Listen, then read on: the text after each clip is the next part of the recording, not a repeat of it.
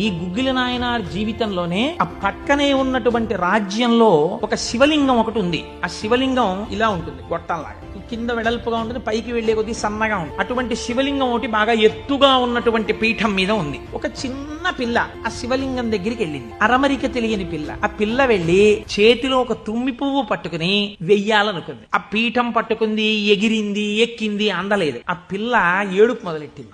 ఏడుపు మొదలెట్టి శివా శివా నువ్వు నాకు అందట్లేదు, పువ్వు ఎలా వేయనంది. శంకరుడు ఆ భక్తికి పరవశించిపోయాడు. వెంటనే ఇలా ఉన్న శివలింగం ఇలా వంగిపోయి, ఇలా వంగిపోతే ఆ పిల్లకేం తెలుసు శివలింగం వంగిపోయింది నా కోసం, అది చిన్న పిల్ల. పొంగిపోయి తప్పట్లు కొట్టేసి కాసేపు ఆడేసి 2 పువ్వులు వేసేసి వెళ్ళిపోయింది.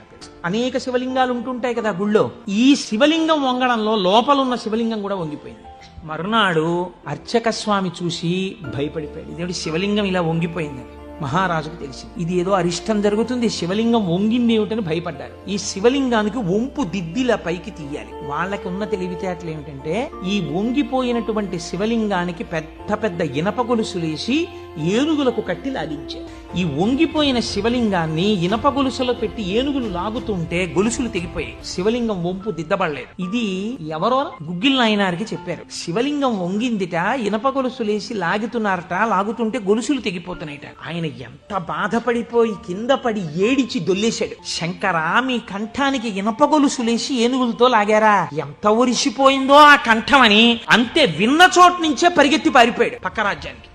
పారిపోయి గుళ్ళోకెళ్ళి అన్నం లేదు, నీళ్లు లేవు, ఒగరుస్తూ ఒంటి నిండా చెమటలు పట్టుకుని ఈశ్వరా మీకు జరిగినటువంటి అపరాధం నా శరీరమునకు పొందేటటువంటి ఖేదంతో పోవాలని మీ వంపు దిద్దడం కాదు, మీ వంపు దిద్దడానికి మీకు ఇనప గొలుసు లేచి లాగినప్పుడు మీ కంఠం నొక్కుకుని ఉంటుంది, ఆ శిక్ష నేను అనుభవిస్తానని ఒక గొలుసు తన మెడలో ఉన్నటువంటి గొలుసుని శివలింగపు వంపుకేసి గట్టిగా లాగాడు, తన కంఠం ఒరిసిపోయి తెగాలని. తన కంఠం తెగలేదు, శివలింగం వంపు ఇలా పైకి లేచి ఆ వంపు దిద్దినటువంటి వాడు గుగ్గిల నాయన. శివపురాణం చెప్పుకుంటూ నాయనార్ల చరిత్రని అనుసంధానం చేసి ఉత్తరాయణ పుణ్యకాలంలో నాయనార్ల గురించి వింటే పార్వతీ సహితుడైనటువంటి ఆ పరమశివుడు పొంగిపోయి పరవశించిపోతాడు.